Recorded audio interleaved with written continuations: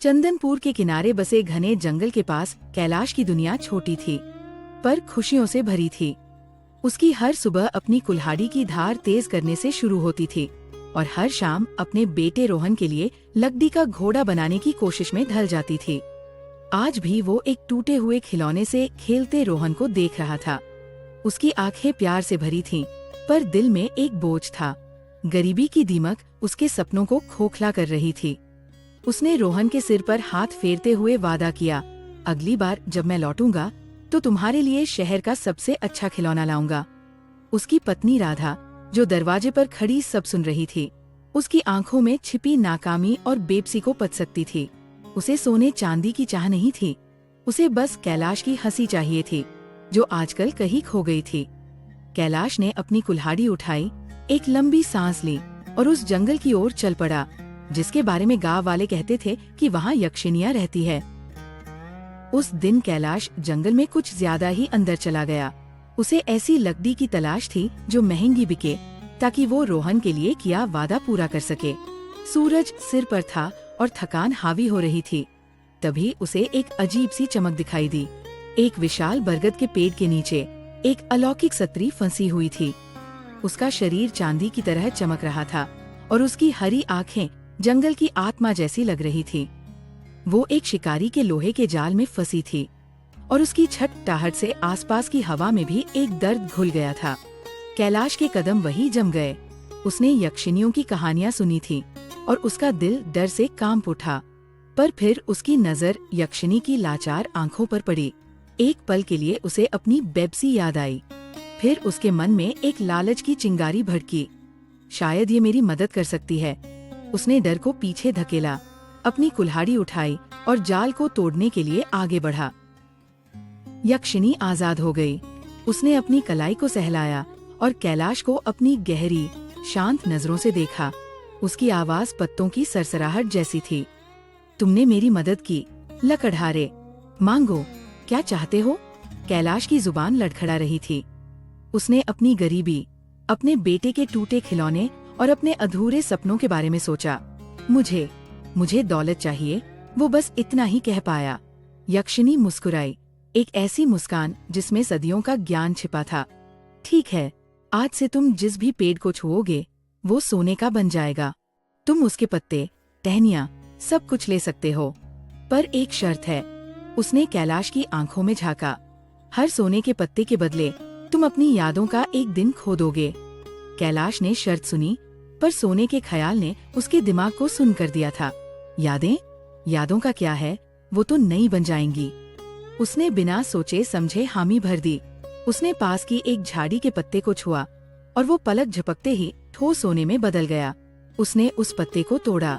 एक पल के लिए उसका सिर चकराया, दुनिया घूम गई। पर फिर उसकी हथेली में चमकते सोने ने सारे शक मिटा दिए। कैलाश जब घर लौटा तो उसकी चाल में एक अजीब सी अकड़ थी। उसने वो सोने का पत्ता राधा से छिपा लिया, जैसे कोई राज हो। उसकी आंखों में अब वो बेबसी नहीं, एक बेचैन करने वाली चमक थी। अगली सुबह वो जंगल गया और चुपके से कुछ दर्जन पत्ते तोड़ लाया। उसने शहर जाकर उन्हें बेचा और घर के लिए नया अनाज, राधा के लिए एक सुंदर साड़ी और रोहन के लिए वो खिलौना खरीदा जिसका उसने वादा किया था। राधा हैरान थी, पर खुश भी थी। उसे लगा शायद कैलाश को कोई अच्छा काम मिल गया है। पर उसी शाम जब उनका पड़ोसी रामलाल, जिसे वो सालों से जानते थे, उनसे मिलने आया तो कैलाश ने उसे पहचानने से इनकार कर दिया। कौन हो तुम? उसने पूछा। रामलाल हैरान रह गया। राधा ने हंसकर बात टाल दी। लगता है काम की थकान में सब भूल रहे हैं। पर रात में उसे कैलाश की खाली आंखें याद आती रहीं। उसके दिल में एक अनजाना सा डर घर करने लगा था। ये दौलत अपने साथ क्या ला रही थी? कैलाश का लालच अब रुकने वाला नहीं था। कुछ पत्ते अब काफी नहीं थे। एक दिन उसने जंगल जाकर एक पूरी टहनी को सोने में बदल दिया। उस पैसे से उसने गांव में एक नया पक्का मकान बनवाया। गांव वाले उसकी किस्मत से जलने लगे, पर राधा की बेचैनी बढ़ती जा रही थी। कैलाश अब घंटों चुपचाप बैठा रहता, जैसे कुछ याद करने की कोशिश कर रहा हो।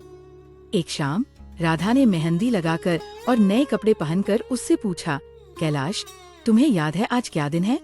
आज उनकी शादी की सालगिरह थी। कैलाश ने उसकी तरफ देखा। उसकी आंखों में कोई पहचान नहीं थी, सिर्फ एक खालीपन था। क्या होना चाहिए आज? उसके इस सवाल ने राधा का दिल तोड़ दिया। वो दौलत तो ला रहा था, पर वो उन पलों को मिटा रहा था जिनसे उनकी जिंदगी बनी थी। वो धीरे धीरे उस कैलाश को खो रही थी जिससे उसने मोहब्बत की थी। आंसू उसकी आंखों से बह निकले, पर कैलाश को समझ ही नहीं आया कि वो क्यों रो रही है। लालच एक ऐसी आग है जो सब कुछ जलाकर राख कर देती है। एक टहनी के बाद कैलाश ने एक पूरे पेड़ को सोने में बदल दिया। उसकी दौलत अब गांव की समझ से बाहर थी, पर इस बार उसने जो कीमत चुकाई वो बहुत बड़ी थी। एक दोपहर रोहन भागता हुआ उसके पास आया। हाथ में वो अधूरा लकड़ी का घोड़ा लिए जो कैलाश ने महीनों पहले बनाना शुरू किया था। पिताजी, इसे पूरा कर दो ना, उसने मासूमियत से कहा। कैलाश ने वो लकड़ी का टुकड़ा हाथ में लिया। उसने अपनी कुल्हाड़ी उठाई, पर उसके हाथ कांप रहे थे। वो लकड़ी को घूरता रहा। उसकी आंखों में एक भयानक खालीपन था। उसे याद ही नहीं आ रहा था कि इस औजार का क्या करना है। वो लकड़ी तराशना भूल चुका था। वो हुनर जो उसकी पहचान थी, उसकी आत्मा का हिस्सा था। उसने बेबसी में कुल्हाड़ी फेंक दी। वो अपना हुनर ही नहीं, अपने बेटे से किया एक वादा भी भूल गया था। सोने की चमक ने उसके अंदर के कारीगर को मार डाला था। राधा से अब और सहा नहीं गया। वो देख रही थी कि उसका पति हर दिन एक अजनबी बनता जा रहा है। एक रात जब कैलाश खिड़की से बाहर शून्य में ताक रहा था, राधा उसके पास एक पुराना संदूक लेकर आई। उसने उसे खोला। उसमें उनकी शादी की चुनरी, रोहन के बचपन के कपड़े और कुछ सूखी तस्वीरों जैसे दिखने वाले पुराने चित्र थे। कैलाश, देखो, ये हमारी शादी का दिन है। ये देखो, जब रोहन पहली बार चला था। वो एक एक चीज उसे दिखाकर रोते हुए याद दिलाने की कोशिश कर रही थी। कैलाश उन चीजों को ऐसे देख रहा था जैसे वो किसी और की जिंदगी के हिस्से हों। उसके चेहरे पर कोई भाव नहीं था।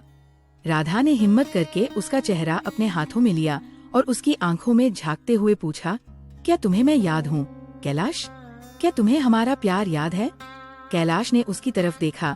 उसकी आंखों में जरा भी पहचान नहीं थी। उसने धीरे से पूछा, कैलाश? कैलाश कौन है? ये सवाल नहीं था, ये एक मौत का फरमान था। राधा वही जमीन पर बैठ गई। उसे समझ आ गया था कि उसने अपने कैलाश को हमेशा के लिए खो दिया है। उस रात के बाद कैलाश उस घर में नहीं रुका। वो नाम, वो रिश्ते, वो चेहरा, सब उसके लिए बेगाने हो चुके थे। उसके अंदर बस एक ही धुन सवार थी, और सोना। वो गांव छोड़कर वापस उसी जंगल में चला गया। अब उसे किसी की परवाह नहीं थी, किसी का डर नहीं था। वो एक पागल जुनून में पेड़ों को छूता जाता और जंगल का एक हिस्सा सोने के एक भयानक बेजान बाग में बदलता जाता। हर सुनहरा पत्ता उसकी जिंदगी के एक और दिन को निगल रहा था। उसने अपनी माँ का चेहरा भुला दिया, अपने पिता की सीख भुला दी, बारिश की पहली बूंद की खुशबू भुला दी और मोहब्बत का एहसास भी भुला दिया। वो सोना जमा कर रहा था, एक ऐसी दौलत जिसका कोई मतलब नहीं था, और उस दौलत से उसने जंगल के बीचों बीच एक विशाल सोने का महल बनाना शुरू कर दिया। एक ऐसा महल जिसमें कोई राजा नहीं, बस एक जिंदा लाश रहने वाली थी। कई साल बीत गए। कैलाश अब एक राजा था, एक सोने के महल का राजा। उसके पास नौकर चाकर थे, पर वो किसी से बात नहीं करता था। वो अपने ही बनाए सोने के पिंजरे में अकेला घूमता था। हर चीज सोने की थी, दीवारें, फर्श, पलंग, बर्तन, पर इस चमक में कोई सुकून नहीं था, कोई गर्मी नहीं थी। उसे अक्सर एक अजीब सी बेचैनी महसूस होती, एक गहरा अनजाना सा गम उसके दिल में उठता, पर उसे वजह मालूम नहीं थी। वो अपने सोने के आईने में अपना अक्स देखता, पर उस चेहरे को पहचान नहीं पाता था। उसकी यादों की किताब पूरी तरह कोरी हो चुकी थी। वो एक नामहीन, कहानीहीन इंसान था जिसकी एकमात्र दौलत उसकी सबसे बड़ी सजा बन चुकी थी। वो दुनिया का सबसे अमीर आदमी था और सबसे गरीब भी। उसके पास सब कुछ था सिवाय खुद के। एक दिन अपने बेमतलब के दिनों में भटकते हुए कैलाश महल के एक धूल भरे अनदेखे कमरे में पहुंच गया। इस कमरे में हर चीज सोने की नहीं थी। यहाँ एक पुराना लकड़ी का संदूक पड़ा था। उसे याद नहीं था कि ये यहाँ कैसे आया। शायद नौकरों ने उसके पुराने गांव के सामान के साथ इसे गलती से उठा लिया था। उसने उत्सुकता से संदूक खोला। अंदर कपड़ों के ढेर के नीचे एक ही चीज थी, एक अधूरा बिना रंगा हुआ लकड़ी का खिलौना, एक छोटा सा सिपाही। जैसे ही कैलाश की उंगलियों ने सोने की ठंडक के बाद पहली बार असली जिंदा लकड़ी को छुआ, उसके दिमाग में एक बिजली सी कौंधी, लकड़ी के रेशों का एहसास, एक भूली हुई छुअन, और फिर एक बांध टूट गया। एक पल में हजारों यादें, हजारों तस्वीरें, हजारों आवाजें एक साथ उसके जहन में लौट आईं। रोहन का चेहरा, राधा की आंखें, अपनी झोपड़ी की गीली मिट्टी की खुशबू, कुल्हाड़ी चलाने की संतुष्टि, हर एक याद एक छुरी की तरह उसके दिल में उतर गई। वो यादें जिन्हें उसने सोने के पत्तों के लिए बेच दिया था, आज किसी भी खजाने से ज्यादा कीमती लग रही थी। उसने अपने किए हुए सौदे का भयानक सच देखा। उसने दौलत नहीं खरीदी थी, उसने अपनी रूह बेच दी थी। महल की सोने की दीवारें अब उसे एक कब्रगाह की तरह लगने लगी, जो उसकी अपनी ही यादों पर बनी थी। वो उस लकड़ी के सिपाही को छाती से लगाए फूट फूट कर रो पड़ा। उसका रोना उस खाली सुनसान महल में गूंज रहा था। वो अब लालची लकड़हारा नहीं था, नहीं वो खाली आंखों वाला राजा था। वो बस एक पछतावे में डूबा हुआ इंसान था, जो आखिरकार समझ गया था कि असली दौलत क्या होती है। उसी दिन कैलाश ने वो सोने का महल और अपनी सारी दौलत पीछे छोड़ दी। वो पैदल ही चंदनपुर की ओर चल पड़ा। अब वो बूढ़ा और टूटा हुआ लग रहा था। जब वो गांव के पास पहुंचा, तो उसने रुककर दूर से देखा। एक छोटे से घर के आंगन में एक औरत कपड़े सुखा रही थी। वो राधा थी। उसके पास एक नौजवान लड़का खड़ा था, जिसके नैनंक्ष कैलाश जैसे थे। वो रोहन था। वो दोनों हंस रहे थे, अपनी सादी सी जिंदगी में खुश थे। कैलाश ने उन्हें देखा और उसके दिल में एक मीठा सा दर्द उठा। वो जानता था कि वो अब उनकी जिंदगी में वापस नहीं जा सकता। जो जख्म उसने दिए थे, वो भर नहीं सकते थे। कीमत चुका दी गई थी।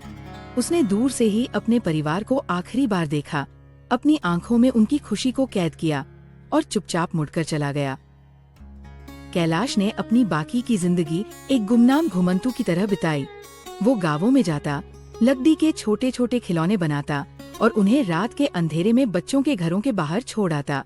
यह उसका प्रायश्चित था, उन यादों को सम्मान देने का एक तरीका, जिन्हें उसने वापस पाने के लिए सब कुछ खो दिया था।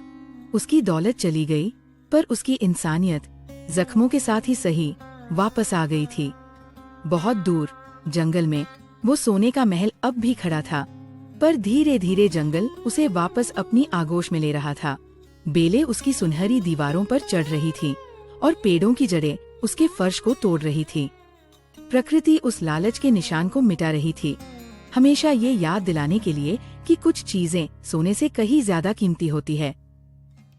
तो दोस्तों, ये कहानी आपको कैसी लगी, हमें कमेंट करके जरूर बताएं। अगर आपको ऐसी कहानियाँ पसंद आती है तो कृपया वीडियो को लाइक करें और हमारे चैनल को सब्सक्राइब करें।